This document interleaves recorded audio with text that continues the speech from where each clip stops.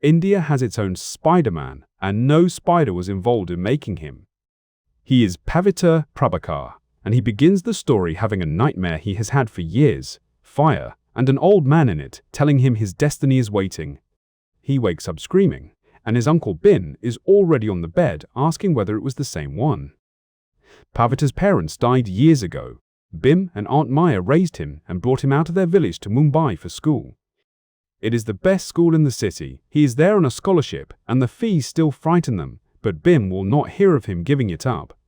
So Pavitr walks in wearing a dhoti among rich kids in jeans, and they laugh at him from the first morning. One girl crosses the yard anyway. Meera Jain grew up near Amravati and came in on a scholarship herself, and she is the only kindness in the building. Across the city, a businessman called Nalin Oberoi wants something buried in the hills outside a village. The villagers hold those hills sacred and will not let his men near them. An assistant offers to raise the village instead. Oberoi says he cannot buy this one thing and to do whatever it takes. That is the whole conversation. Meanwhile, Bim finds Pavitr sulking on a rooftop and tells him the line the rest of the book turns on. A great talent calls for its dues. With great power, there must also come great responsibility. Then, Oberoi gets his amulet and has a ritual performed over it in a temple he has had cleared. It goes wrong at once. He can feel the power arriving, and he cannot hold any of it. What stands up out of the fire is not Nalin Oberoi anymore. That same afternoon, the bullies corner Pavitr for his daily beating. An old man steps out of a doorway, tells them to pick on someone their own size, and takes Pavitr somewhere else entirely.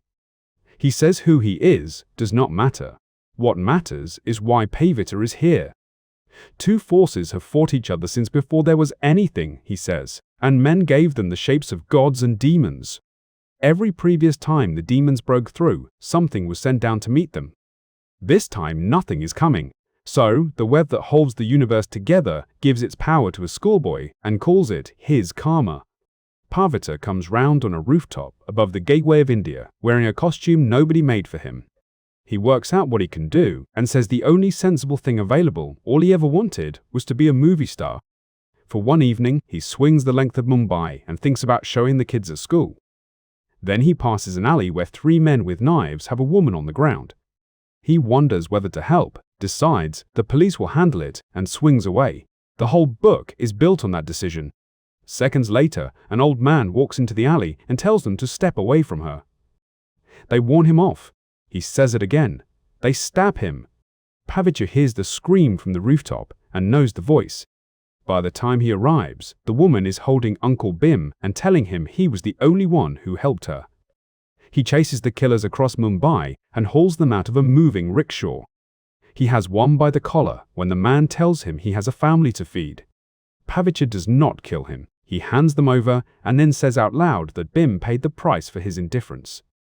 A week on, he is still not sleeping, and Meera Jain is the only one who asks how he is. A boy called Flash decides the way to impress her is to compare Pavitr to his dead uncle. Pavitr throws him the length of the classroom. Then Aunt Maya arrives at the door with news from home. Their village has been burnt to the ground. There are no survivors. It is just the two of them now. Pavitr promises she will never be alone and promises himself he will find whoever did it. He does not know the man who ordered it is the thing now living at the top of a tower across the city. The demons inside Oberoi tell him their history. Millennia ago, they overran the world until a warrior prince pushed them back. They were banished by the same amulet Oberoi has just put on, and they have been hungry ever since. In 10 days, on the eve of a festival, the stars align and he can open a door for all of them. And they warn him about one boy in his own city who could stop it. Pavitr Prabhakar. Oberoi asks whether he can betray his own world. They laugh and tell him he cannot fight what he was born to be. He says he accepts his fate, and then he says he accepts his madness. His staff bring him back a boy on a partial scholarship whose uncle was murdered last week. One of them studies old Indian mythology. Oberoi asks him what makes this child worth choosing. The doctor has no answer, so Oberoi gives him a job instead. Meanwhile, Pavitr walks out to bat with 4 runs needed off the last ball, in front of Meera and the whole school. He connects, and his new senses pick something up mid-shot. The ball goes nowhere, and they boo him off. What his senses had found was the doctor, rebuilt with 6 arms and sent to kill him. The thing tears through a film shoot to draw him out, and Pavitr decides that makes it his responsibility. They wreck several streets, and Pavitr keeps making cricket jokes because he is 17 and terrified. Mid-fight, he learns somebody sent this and promised its humanity back. A wall comes down on a mother and her child, and Pavitr holds it up rather than finish the fight. He goes home elated, and Aunt Maya tells him that when she heard about the attack, without Bim, she felt helpless. She says he is all she has left. He says he misses Bim too, and they stand in front of his photograph. Across town, the doctor asks Oberoi about becoming human again and is told all in good time. Then Oberoi opens himself up and calls the Rakshasa hordes onto the earth. Asked whether he is all right, he says that being all right is a thing for humans. Next morning, Pavitr is unbearable about his first supervillain, and Mira arrives with a paper calling them both freaks. She defends him to the whole yard without knowing who she is defending.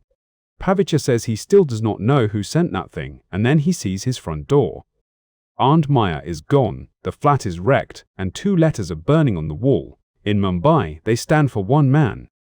He goes through Oberoi's building floor by floor and admits afterwards that he was a little angry. He gets an address out of a man begging him to stop, and it frightens him more than the fight did. At a refinery on the docks, Oberoi has torn a hole in the sky and his hordes are coming through it. The doctor asks whether the demons will still need them once they are free. Oberoi burns him for asking. A news helicopter goes in for the footage, and Pavitr pulls it out of a demon's mouth on live television. He arrives telling himself only that nobody dies tonight. Oberoi is waiting, holding Aunt Maya over the fire with one hand and Mira Jane with the other.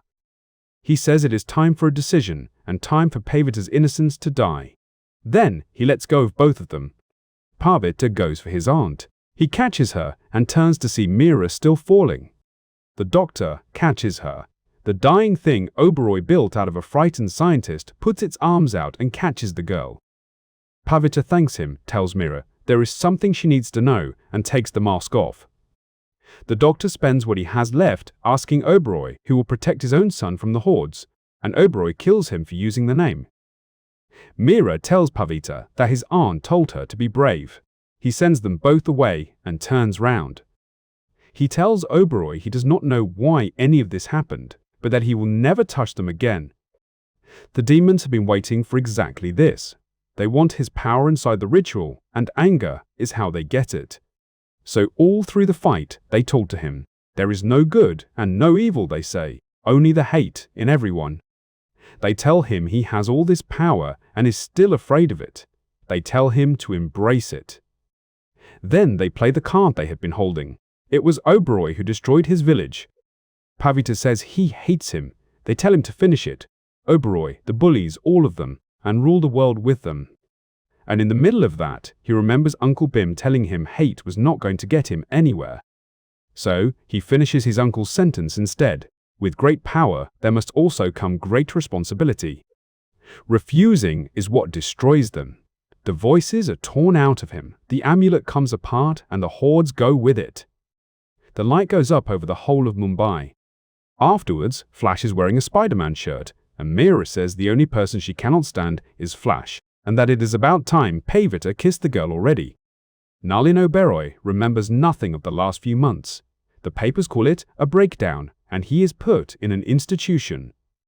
And on Diwali, Pavitr stands on a roof with Aunt Maya among the lamps, and she says she wishes Bim were here. He tells her he thinks Bim is, that he knows he is, and wishes a dead man a happy Diwali. Then it closes on the sea, and the amulet sinking into it, and a line from the Bhagavad Gita about the 2 kinds of men in this world.